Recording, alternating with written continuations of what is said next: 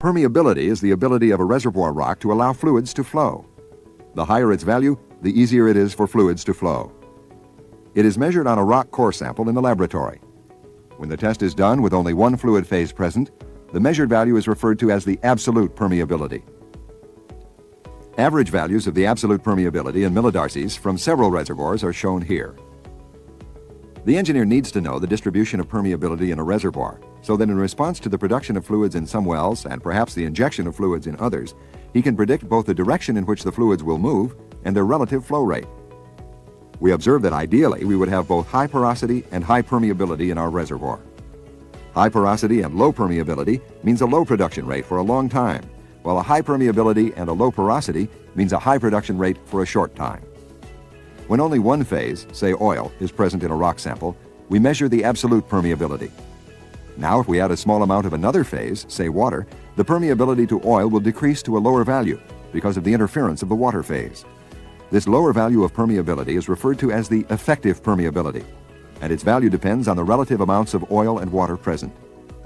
Its highest value will be equal to the absolute permeability when only oil is present, and its lowest value will be zero, a condition that occurs when so much water is present that oil no longer flows. If we divide the effective permeability by the absolute permeability, we obtain the relative permeability. It has a range from 1.0 down to 0.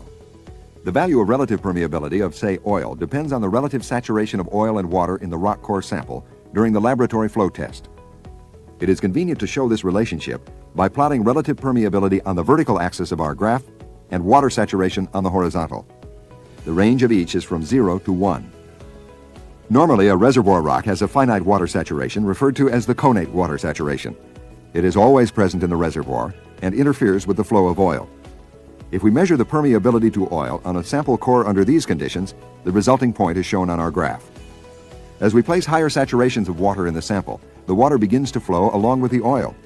We have both phases flowing simultaneously, and so we can measure relative permeabilities for both the oil and water phases.